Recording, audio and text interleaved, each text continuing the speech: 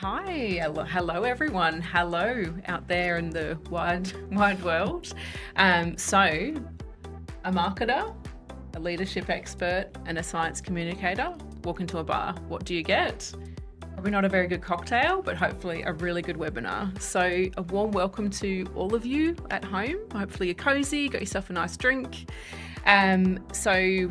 Just a very warm welcome, and just to explain, you will get to know us all a little bit as we go. I'm Jay and David. I know we're talking first up and talking all things humans and human leaders, and Em, of course, an excellent science communicator. So really glad to have your brains in the room. So just a bit of a note on format. Webinar is a bit of a broad brush explanation of what this is, but you'll notice we're in a studio. Feeling brave and feeling really excited about the experience, but also we do absolutely have a laptop sitting here and we are monitoring for questions. This is your chance to ask questions. And so that might be questions for me as a marketer, that might be questions of David from a leadership perspective, and of course, Em from that communications perspective. We're all leaders too, so we know we're in the thick of the challenges as well. But it's all about conversation today, and you will also walk away with a conversation guide, which you are co-creating with us. So thank you very much. We've already had master level questions as part of the warm-up and the registration. So thanks everyone for giving us kind of points and questions. And I know, just to get us started, we absolutely are based in Australia and want to do our acknowledgement to country. So Emma, please do your best, my love. Thank you, Jay. So we'd like to acknowledge the Wurundjeri Woi-wurrung of the Kulin Nation as the traditional custodians of the land that we're on today. We pay our respects to their elders past, present and emerging, and acknowledge their connection to the land, waters and skies, to their community. We also pay any respects to anyone who's in this session who is Indigenous, and thank you for your connection and custodianship of the earth and the culture that you represent. In Melbourne here on Naarm, we're currently in Waring, which is one of the 7 seasons, and it's known as Wombat season, and it features cold days, winter or rain, cold days and wet nights. And I can actually confirm that's spot on today. It's been raining quite a bit here in Melbourne and it is quite chilly. No wombats. No wombats. We have not seen yet. any wombats yet, but you know, we'd love to. If you've got a photo of a wombat, stick it in the chat because we'll just we'll look at that later. I would also like to mention that Reconciliation Week has started today. And so this week is an invitation for us all, for Australia, to understand Australia's true history, acknowledge past injustices, and commit to advancing the rights of Aboriginal and Torres Strait Island peoples who have connected to our country for over 65,000 years. Thanks, Emma.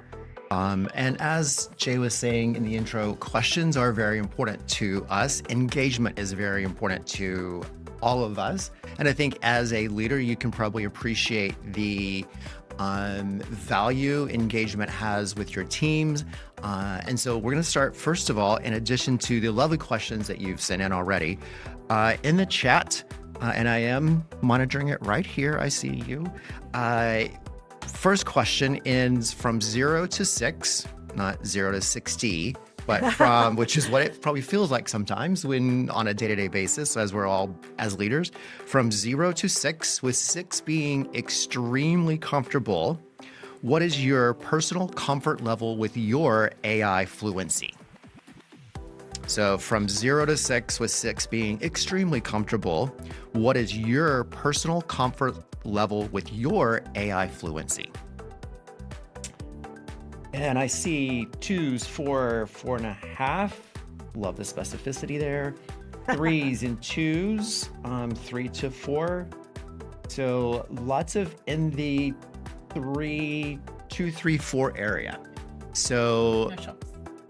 pardon? No one's put No 0. shocks there. No That's shocks good. there. We have a little bit of knowledge, but we have room to grow that knowledge. And so that's still more 2s and 3s. We've got a 1, which is great. Appreciate that because that is very real for a lot of us also. And for, I'm sure, our teams.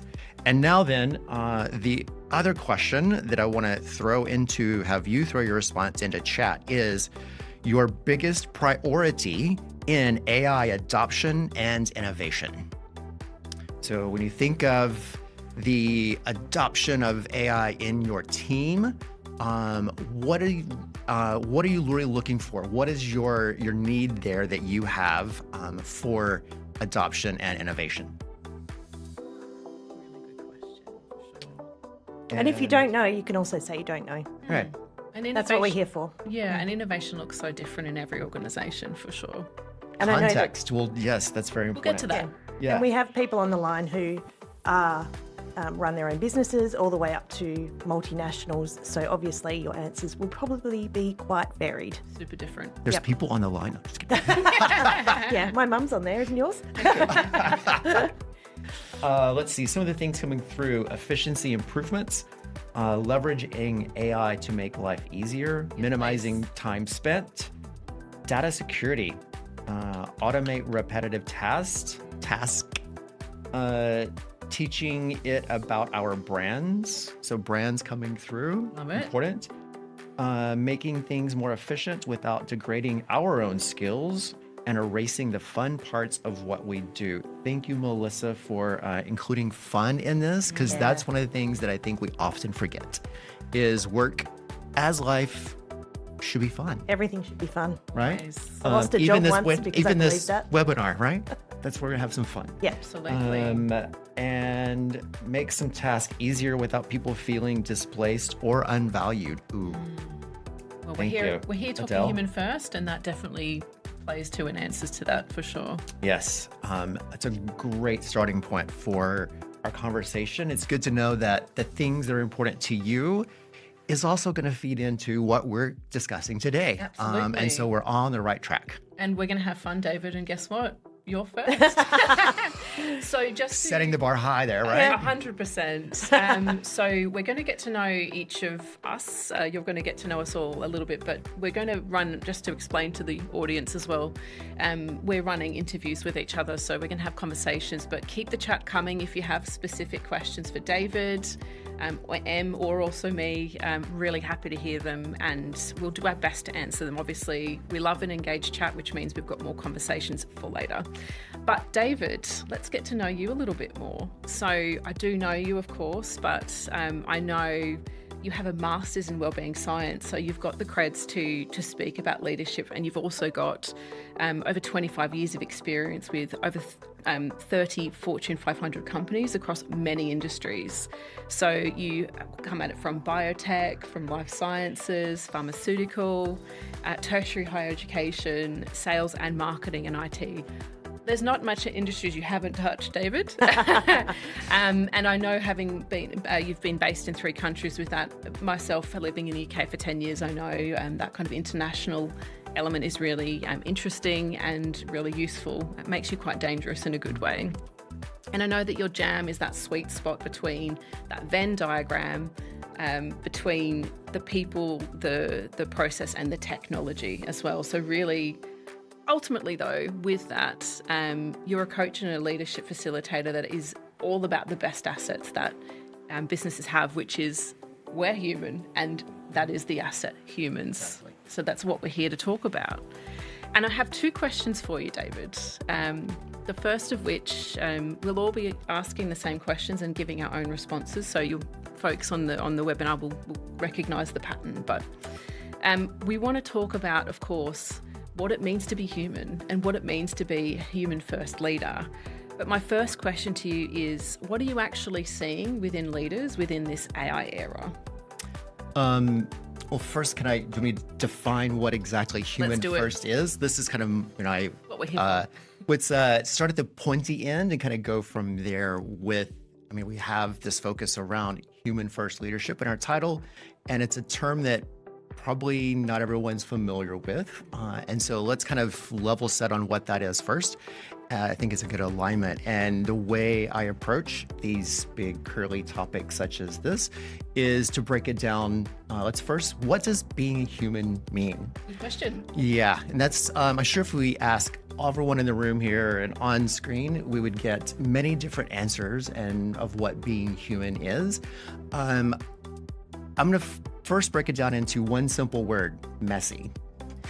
We as humans are messy, but that I think is that beauty part of being human. And what does it really mean in serious terms is more we are embodied. We have these physical bodies that interact with the world and our environment. And so first we're embodied. Second is we have inner dialogues thanks to the cognitive abilities that we have of thinking, feeling. And so that's the other piece of being embodied, being a human. And the last piece is we love connections. We are social creatures.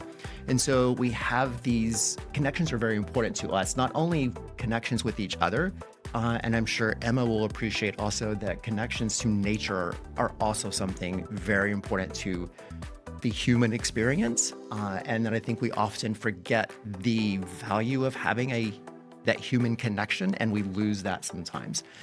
So that to me is what being a human is.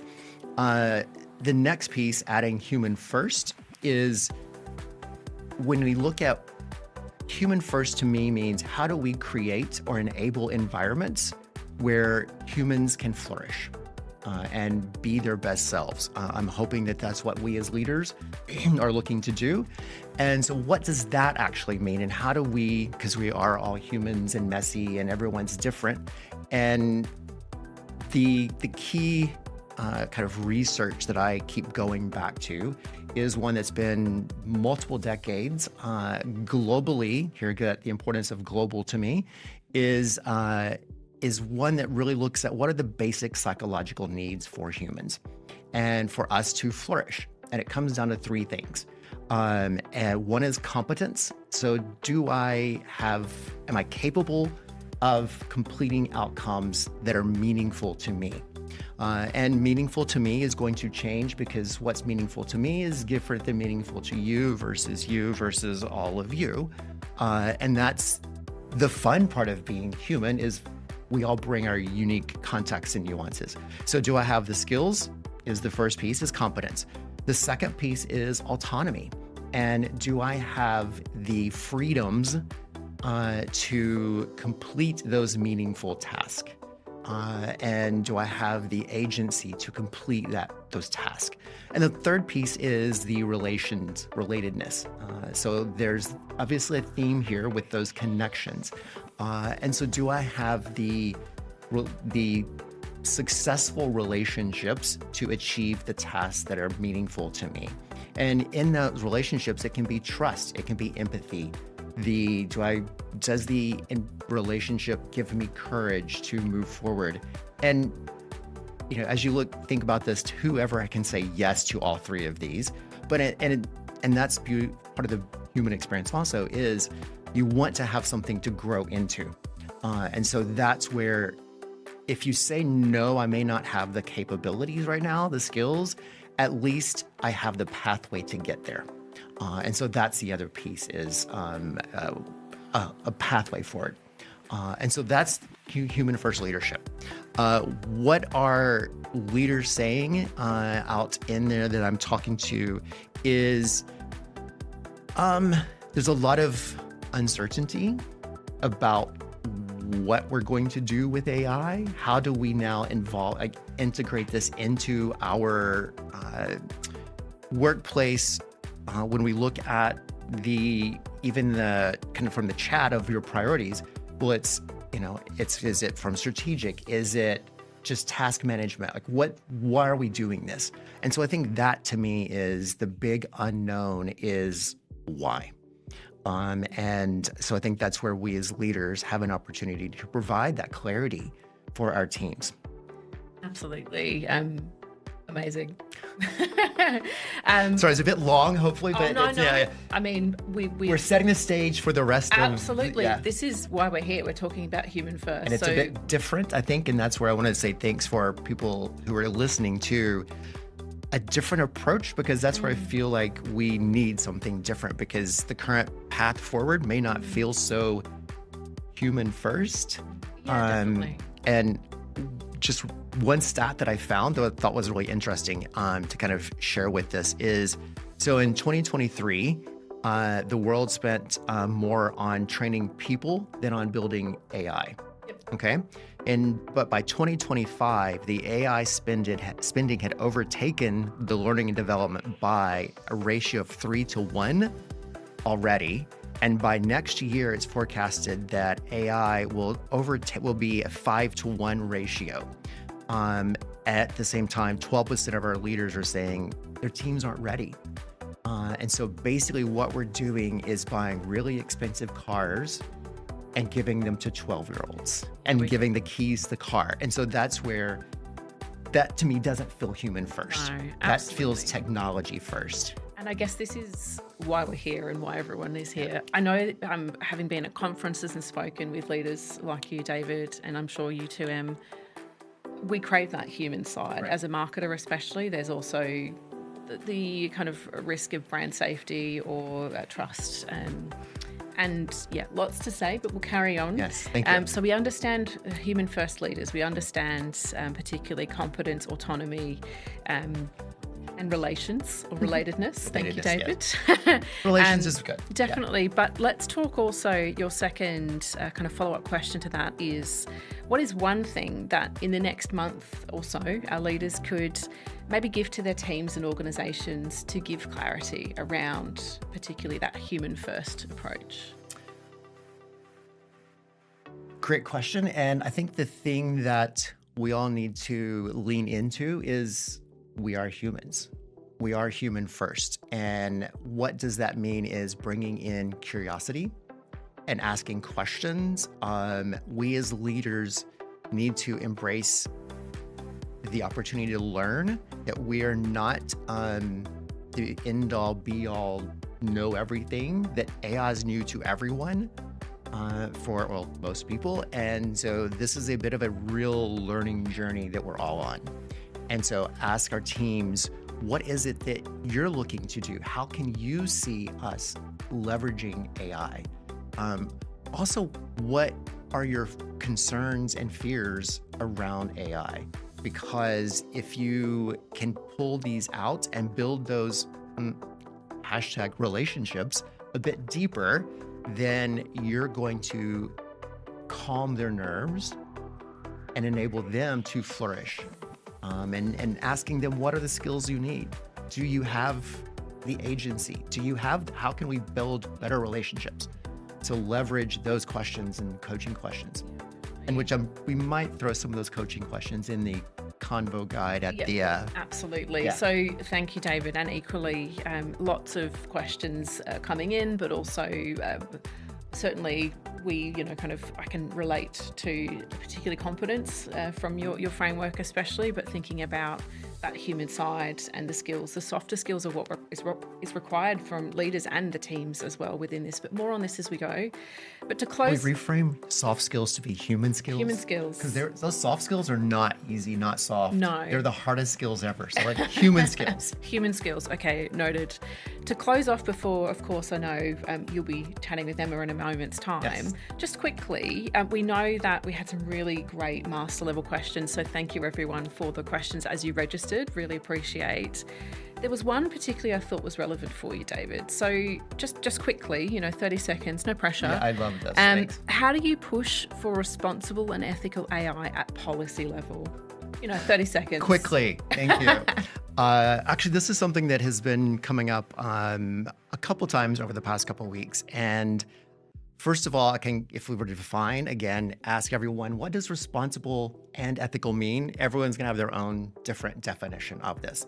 And so I think the key thing is it's going to be different for every brand, every company, every team. And so understand that context. I would say maybe start with what is irresponsible and unethical as a starting point. And that's going to help you define what responsible and ethical is for your team and your brand. We'll stop there. We'll stop there. I'm a big fan of devil's advocate and that what could possibly go wrong. If you've ever been in my training, you know that we ask that question all of the time because it does help us to kind of navigate what could possibly go wrong and understand kind of the risk as well. David, thank you so much. Thank you. And of course, if you have more questions, keep them coming in the chat. Thank you so much. We do, of course, have those from the ones that were in the registration process. We've kept some of those, but please keep them coming. We love good questions. They might end up as part of the conversation guide as well. I'm going to hand over to yourself, David and Emma, for the next part, so I can sit back and listen. I'm so relax. So keen. Good job. Nice. Well done. No pressure, David. Right. No pressure, Emma. I know. Actually, I know. You're in the hot seat now. But who is this that's in the hot seat? So Emma is one of Australia's most accomplished science communicators. 25 years of experience to show for it. And she has designed, delivered national programs for CSIRO, has won the WA Premier Science Award and the coveted Eureka Prize, working across a range of universities, research organizations.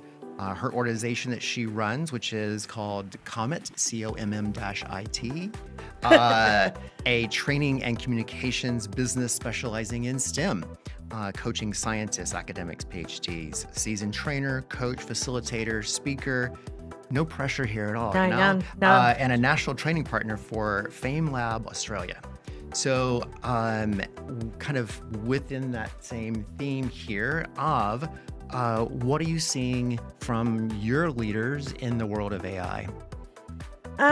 So I guess communications covers a whole range of things, and I think that Jay and I have figured this out along the way because we've been working together for a little while now, and her version of what communications is and what my communications is are completely different things. So maybe I'll just start by, when I talk about communications, what I'm basically leaning into there is connection between your organisation and your staff, or your organisation and the external world. So that could take on any sort of shape or platform or delivery mechanism. But when I say communications, that's what I basically mean, is that it's that big. So what I'm seeing at the moment is a range of different things. The stuff in common are things like, I would say there's a lot of concern around AI, in that people are using it either overtly or covertly. The people who don't have any clarity within their organisations are using it covertly. And really, I think that's good for them, and I think you need to be able to use AI. I don't think that avoiding it is going to actually help you in the long run. But at the same time, if I had a large organisation and I didn't know what my staff was doing with AI, I'd be pretty concerned. So yeah, I think the internal communication piece at the moment around AI is very, very poor in a lot of places I've bumped into. Yep. Thanks for starting with the aligning on a communication. I appreciate that. We now know what a human is, and we now know what communications are. You heard it here first. Yep. Aligned here first. Yep. And yes, not having that clarity from a leader would frighten me too. Well, I guess, and as Jay was mentioning, we do have some great questions that came in through the registrations. And so the one I'm going to throw to you now, Emma, is share some case studies that demonstrate benefits of active communications. Okay, great. I think there are more poor case studies out there than there are good case studies presently, but let's move that into a positive spin. Yes. I know you're a positive human, and go, look at the opportunities available to us. Look at all the amazing things we get to work with. I've trained you well. No. Yeah, thanks. So I think the thing that I'm seeing is that there's a couple of things. So one is trust's really, really important at the moment.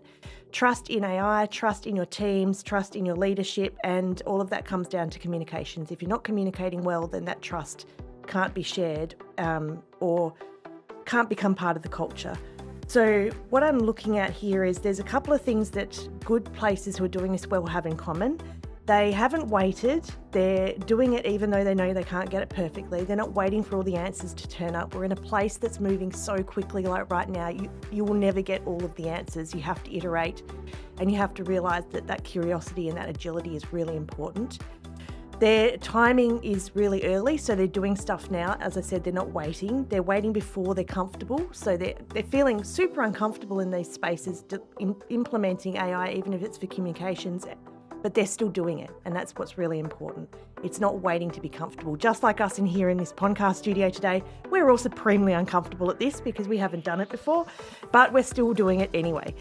The platforms that they're looking at, I think that you have to be really careful within an organisation that you might be showcasing things externally, saying we're using AI like this and we're doing it this way, and it's really, really important that you do this and this and this. But internally, that message is not getting through to the people working there. And the problem with that is that when someone hears externally about what your organisation's doing before you hear internally, that really erodes the trust within your organisation. And it actually eventually erodes the trust of your brand and your organisation, because then these people are your best PR mechanism. If they're going out into the world talking at barbecues about how my company didn't tell me about what was going on, but they talked about what was happening externally, that can really impact culture, as you would know, and it's not putting those humans first, especially your most valuable humans. Customers are valuable, but if you don't have people on the ground helping the customers, then you're lost. And their approach is that they're looking at values first, so humans first, and then the tools. They're not looking at the tools and working out how to make the humans move around the tools. They're looking at the humans and going, how can we actually make the humans thrive, help them, feel them supported, all those sorts of things. So within that, what I would also suggest that we think about is, in regard to case studies, is that we really lean into being able to talk to the people that are in our teams. And I don't mean a town hall, I don't mean an email, I don't mean a survey, I mean like one-on-one conversations that come across as curious and intriguing. Because if you don't know who's using AI and what AI they're using and why they're using it within your organisation, then you don't have that initial foundation to be able to work on. And in communications, it's really important, especially through all this change management stuff that's going on around AI, is that you need to build that trust again and again and again with your team, because it can be eroded just as brands can be eroded very, very quickly.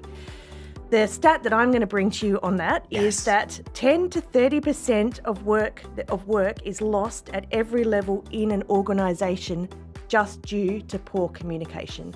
And that was before AI stepped on the scene. So I imagine that is even higher now. So anyone, even if it's not AI, anyone doing change comms within your organisation, or there are changes occurring, just communicate with your people in a two-way conversation and tell them what's going on. Because back to your point, uncertainty makes people really unhappy, and you can't thrive in uncertainty. Excellent. Yes. And again, that relationship, you need that relationship with your people to understand what they're going through. And then the last question for this round for you is, after hearing all of that, what would be one thing that a manager can implement starting not only this month, but maybe, in just a few hours minutes after this call? Yeah, no pressure. Yeah. I know, right? So my call to action for the leaders on the line is this afternoon, go get your cup of coffee, or if you're at home working from home, make a meeting with one of your staff, just a casual chat. As I said, find out what AI they're using, if they're using AI, how they're using it, how frequently they're using it, but in a conversational, don't interrogate them, in a conversational manner. And also ask yourself those questions, because obviously the people above you should be asking you that as well. So you need to model really good behaviour in that regard, of showing everyone around you that not only are you listening, but you're trustworthy as well. Excellent. And I think that for answering the questions for ourselves is really important, especially if our team is then going to ask us those same questions of where are we headed? Yep. We need to have that clarity in direction also. Excellent. Thank you. So before I turn it over now to Emma and Jay, just a reminder, the chat is open. We will have time towards the end of the session for your open Q&A. And so please do send those questions through. Yeah, please do send them through. We're monitoring the chat in all our little devices everywhere. We're so connected. Yeah.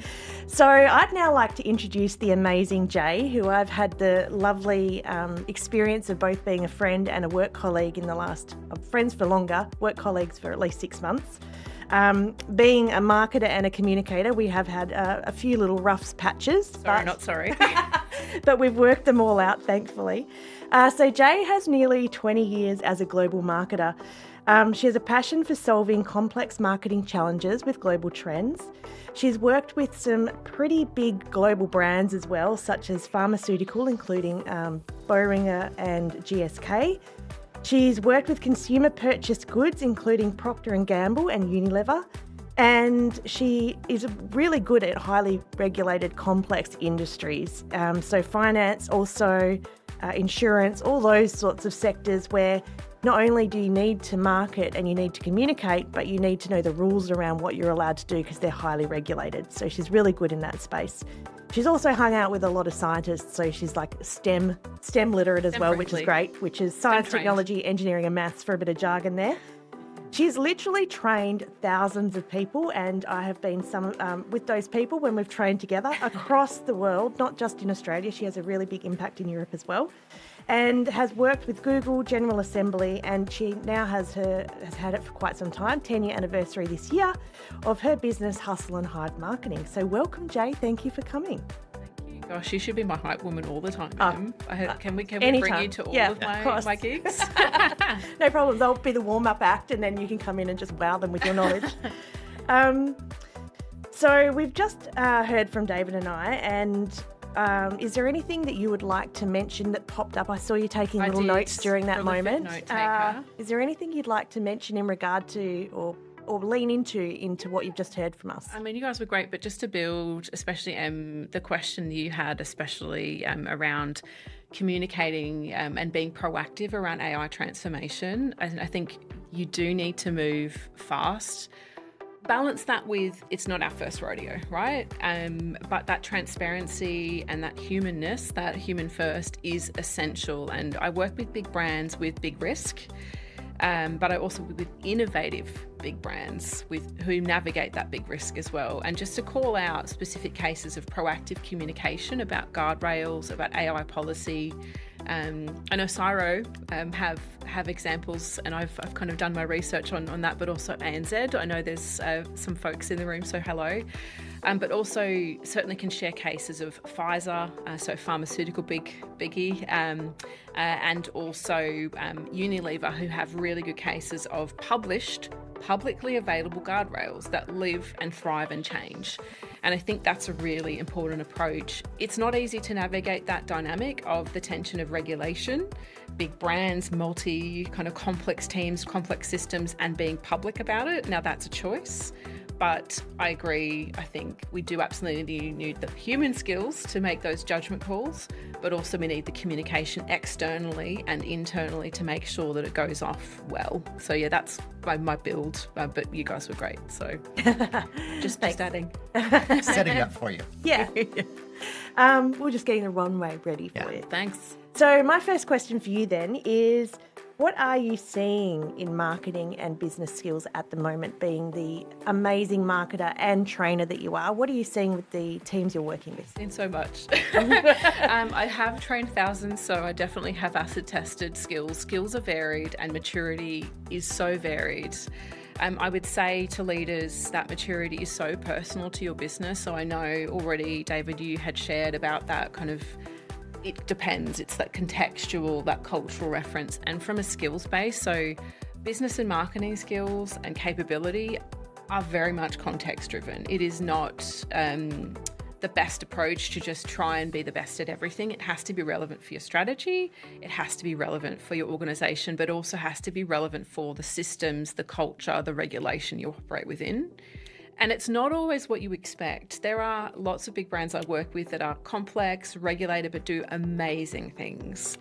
And there are also small and mighty teams that I work with that are doing equally amazing things. So again, as leaders, we need to have that growth mindset and be kind of innovative and lean into that discomfort. But also having a test and learn culture is a really important part of that maturity. But just to back it up with stats, since you guys have already brought that as well. I know, we're like statting off now. I wasn't going to have a stat, and then David started talking. I'm like, I've got to find a stat. I've got to find a stat too now. Here's some prepared earlier. But like, as far as capability and maturity within organisations, there is a gap between use. So AI use has gone up 13% year on year. And that's according to Fortune magazine, but the confidence has actually dropped by 18%. So there's this drop in confidence. I have suspicions as to why, being a trainer in the room, and part of that is cultural and communication, leadership enablement, but team enablement, so autonomy is a really big part of that. Some of the biggest gaps in skills that I'm seeing though, prompting It's the basics of AI, but it's not basic. Yeah. But also data analysis and data visualization, which as a marketer and a business communicator are essential. And AI can really help us with that. But also using our chosen AI tools. So deeper training on the skills and the tools that support your strategy and your business. So it doesn't have to be every tool out there, because goodness knows every day there's something new. And we don't want to be overwhelmed by the selection of tools. We just want to do well with the tools that we're using.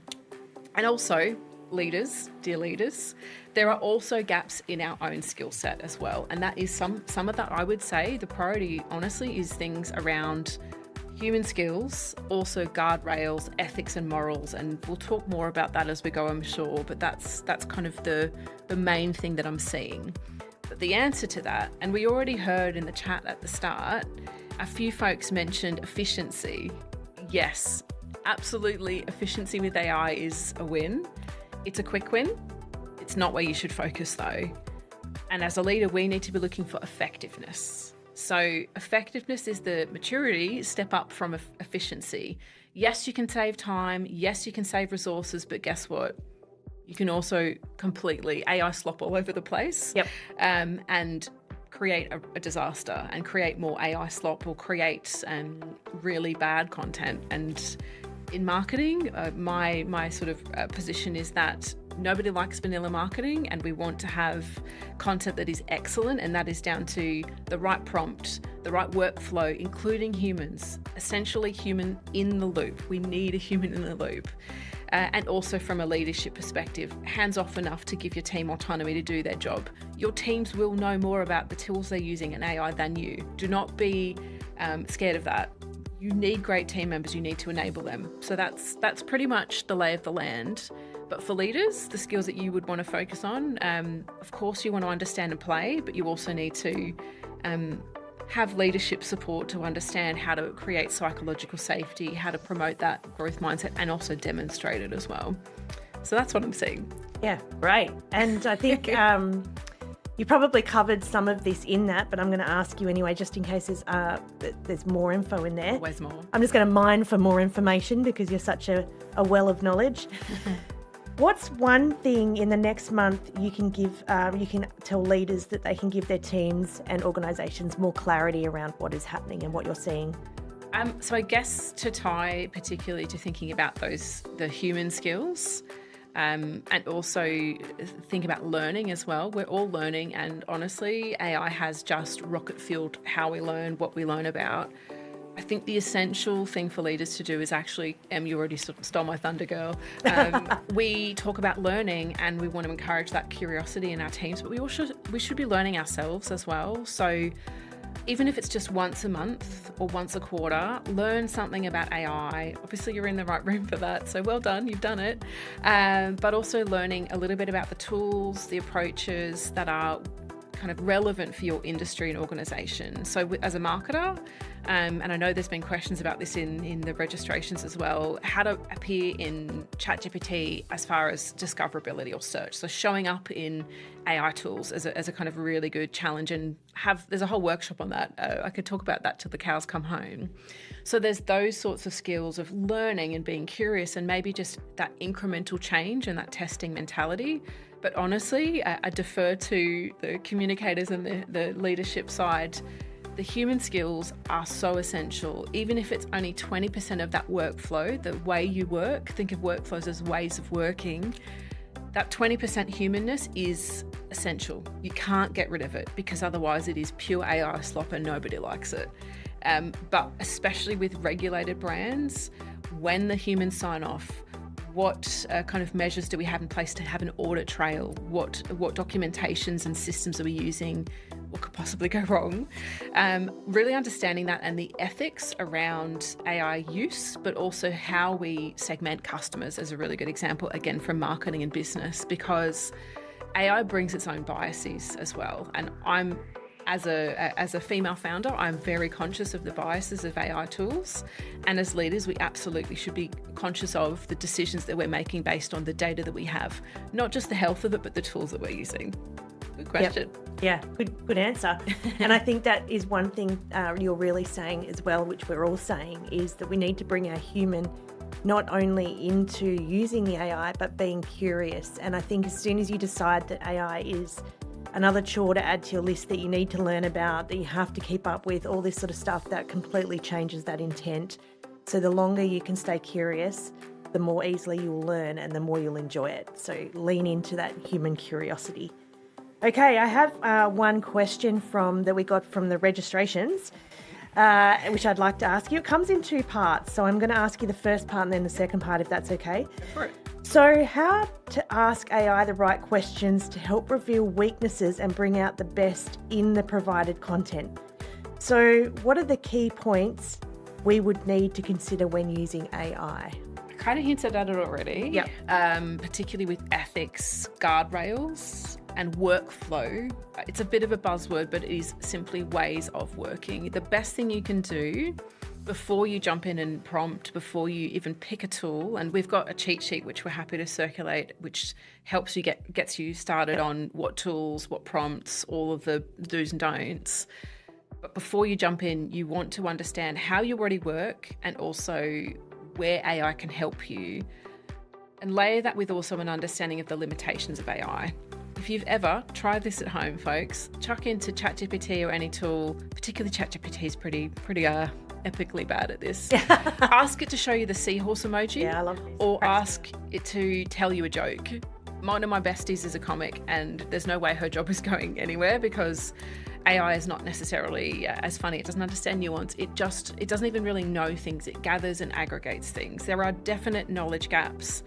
And so we need to understand what role does the human play. And as I said, that whether it's 20% or whatever the percentage is, we need to decide that organisationally and as leaders, and what can't be taken away to make sure that our brands, our personal reputations, our kind of outputs they feel and are human created, not kind of AI slot, but also they have that essence of whatever we're trying to communicate as well. So that's the first part of the question. Yeah, and the second part, which I think you've touched on, but let's make sure it's succinctly shared, which is what are the possible challenges we need to consider ahead of time when using AI?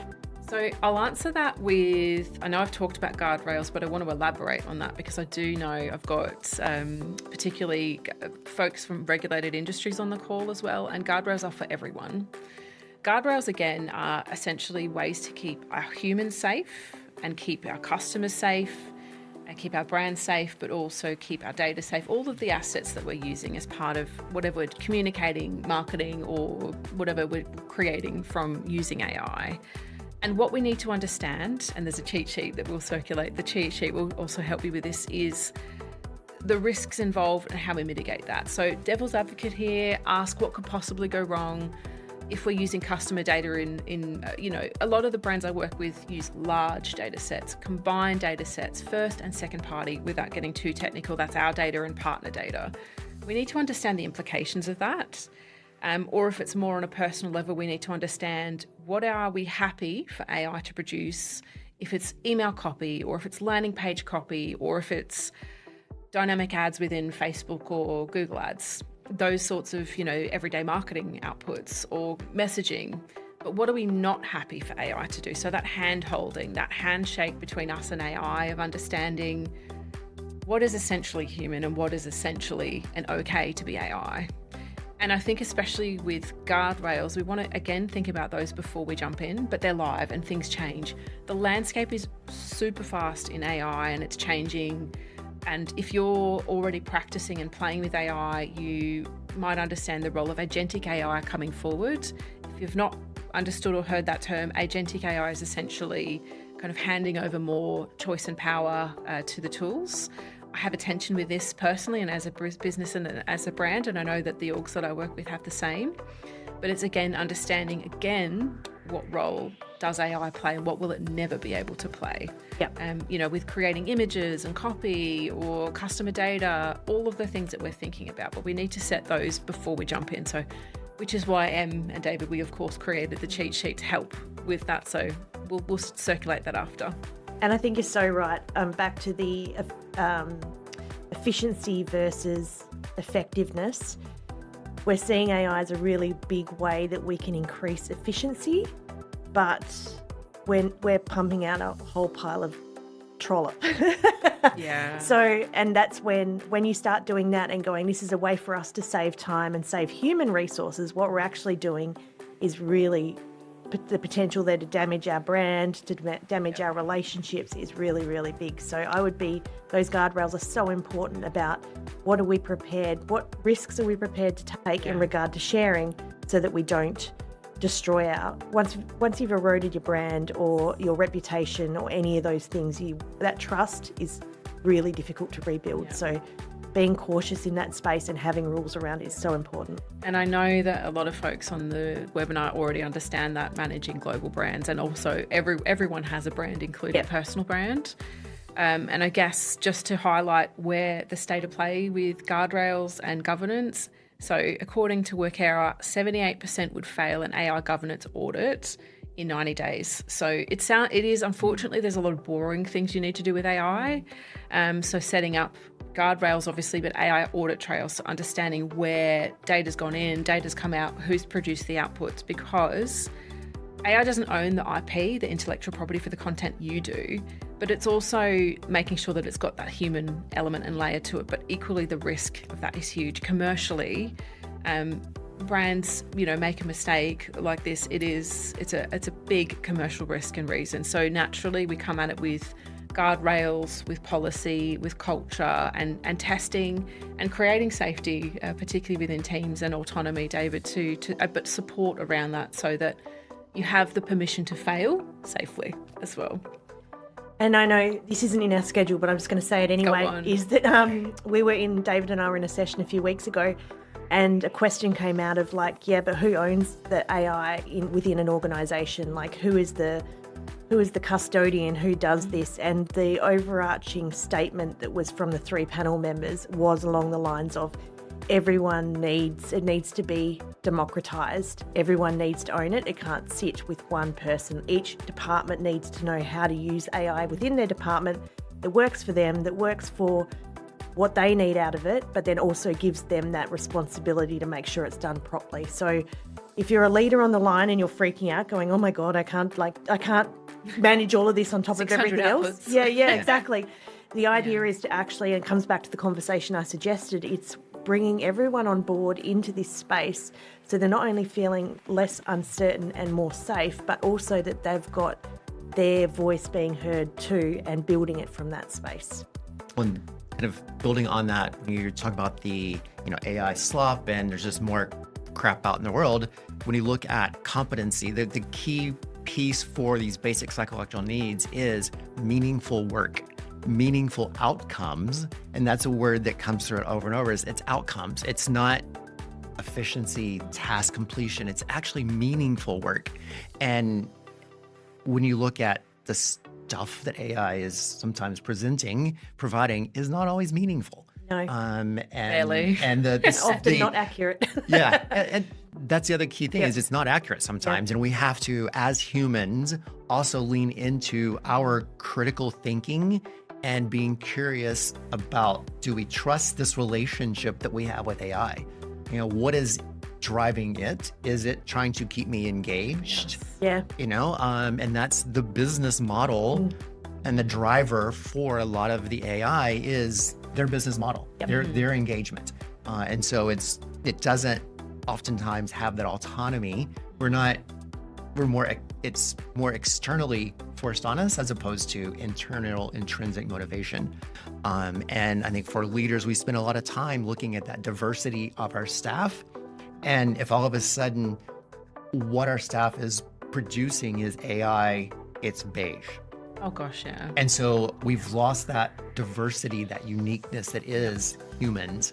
And so that's where as much as I'm a huge fan of AI, at the same time, let's keep the humans in the loop here and keep it still very human-based. If you haven't yelled at your LLM today, you're not using it enough. We definitely have a love-hate relationship with AI in my household. Yes. And I know, Emma, we've certainly yelled at our tools. Yelled or spoken I'm a bit more encouraging. I'm like, you're a chatty user, that's why. Yeah. Well, and when you think of the next step that kind of we all have talked about is for a leader is building those relationships, yes, learning, asking not only your staff, how do they want to use it, but what are they learning? Learn from your staff who are probably more in it than you have time to be. They should be. If you're Also, using it all the day, it's as a leader, you have kind of a 360 access of not only your staff, you also have your colleagues whose teams are also probably struggling with this and are learning from what. So learn from them what they're learning from their teams, and then go talk to your leadership team on where are we going? Here's what I'm hearing from the teams. This is now how do we address this? And so it's relationships. That's the key piece.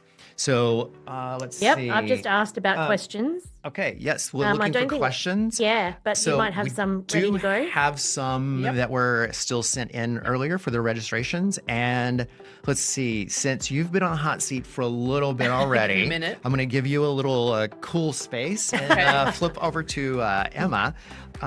So how do I be honest about my use of AI in my professional work without suffering from the growing anti-AI backlash? And I just want to comment, first of all, this is really a funny question, I think, to the three of us, because as we started planning this session on AI, I think I was the one that asked, like, is it okay if we use AI in the planning of this session? Like, is it psychologically safe, vulnerable space, safe space to use AI? And so it's funny that question came up in a session just for us. Yeah, it was interesting because Jay would say, "Oh, so with my Claude's helped me with this." Pardon me, and I'm like, being transparent. You don't. Yeah, I was being transparent was great, but I'm also like, you don't have to say that every time you have a sentence. Yep. It's a practice. We're working in AI. We all know we're working with AI, so there is an assumption. We have the trust with each other that how you're using it is responsible, ethical. I have only put your date of birth and address in a couple of times. Oh, great. Thanks. Just kidding. So how can you be using AI in a way that makes you useful for you, but also protects your reputation? And the best thing to do there right now is to make sure that you use it as a thinking partner, that you use it within its limitations, that you check everything, because I know that when I put something into either Chatty or Claude or even Perplexity, I write like a statement at the end going, is this completely correct? And I often get, oh, good idea, we should validate that. And I'm like, why didn't you validate it to start with? So, and sometimes I can ask that 2 or 3 times and it does keep changing. So we just need to be really careful in regard to what we're deciding to use it for, that we're checking everything that goes in and goes out. And as Jay said, we have a cheat sheet for you to make sure that you're securely set up and to help you guide you towards those things if you're a real beginner, which is fine. Everyone has to start somewhere. But just be really careful, because that one time that you send an email out or a annual report or a LinkedIn post even that says has clear AI link to it, that's the one time that that's the one bit of damage, and you only need to do one bit of damage. Pardon me, sorry. In regard to other people being anti-AI, I think that the antiness around it is fear and misunderstanding and potentially thinking that we're going to lose how we do things and that we'll lose our own skills from it. I think that long term maybe that'll be a thing, but right now we just need to learn how to use it and use it well. Be upfront about here's how I used it. Maybe sharing this is the prompt that I used to include to create this, and so that you're transparent about your usage. At the same time, you're teaching others how to use prompting. Like what is and so then it becomes a learning and teaching moment and a great engaging conversation. We have so much to share, but to build on that, and because I do work with big organizations that have like hundreds of marketers, I'm very fortunate to have big marketing teams and brand teams that I work with, complex, multiple systems, multiple countries. And I know Emma tying into kind of that thinking like an organism, thinking like a team. Really, it's again workflows, but across teams, breaking silos, working out and mapping workflows, kind of like rewriting the rule book a bit on how we work. And again, statistically, the changes to organizations, so 21% of orgs have redesigned core business workflows when adopting generative AI, according to McKinsey. And there's $5.5 trillion at risk from a skills shortage alongside of that. So there's a few gaps, but we want to work together and be human as part of that. But it's a chance to really shift how we work, ways of working as well. I think you made a really good point on that, learning from other people too. Yeah. Some of the best stuff I've learned is like Jay going, oh, I've done this. And I'm like, oh, can you do that? Yeah. And so I think that we all do use AI in a different way. There are ways I would not encourage, I won't say wrong, but there are things that I would avoid. However, I think you can just learn so much from your peers because the way their brain works and the way they use their AI tool is like, you're like, wow, okay, that's really handy. I never even thought of that. The beauty of being human is we all think differently. Yeah. And we have to embrace that and welcome that and see the positive side of that. Yep. So shall I ask you a question here? Yeah. Okay, 30 seconds, is how can marketing teams influence how AI interprets their brands in the new LLM search area? You want to start with what is LLM search area first, maybe? I'll simplify that, and it could be and should be a workshop, but for 30 seconds. Yes. I mentioned it before. So being discovered within AI is not the same as being discovered within search. So if you've Googled things lately, maybe you have AI overviews, as well as maybe you're using ChatGPT, Copilot, Claude, Perplexity, whatever your weapons of choice are. How we're being cited and shown up and discovered within those tools is so different. And as a marketing nerd, the path to purchase and that sort of stuff really excites me. And that's changed. And I guess potted response to that, just for time, we have a really good opportunity within that space right now, especially for regulated brands. Could talk about that till the cows come home, but we have an opportunity to claim our territory and the themes and the content that we speak about. The best thing we can do is optimize our content on our website and also work through PR and communications. So being referenced by the right articles, being at the right conferences, having a wealth of content on that topic area, and also setting up technically. I won't dive into technical search, but having our website and our content so that LLMs, large language models or AI tools, ChatGPT, Claude, etc., can crawl them is essential, because if you're not doing it, guess what? You're not discovered. So we need to really tidy house first. And like I said, workshops and conversations aside, happy to take them, but that's the kind of simplest answer. We've had a conversation the other night about that there are some journal articles that have printed on the sides that copyright is, prohibited from being used as training into AI and LLMs. And so, some people are pulling themselves out of the AI training. So I totally get it. That's enough for me. Yes. Okay. Well, unless you want more from me. Back it's to up me. To you to back to me to wrap it up. I'll clear my voice so you can hear me nicely. So we'd like to thank you all for coming along today, and thank you for being with us during our risk-taking era of stepping into a space we've all been pretty uncomfortable about. Showing you how it's done, but also absolutely loving having hung out with these two and just talking all things AI. You can tell we're very passionate about what we do. So thank you for coming along today. We hope that you've got some value out of this. If you have any further questions, you know where to find us.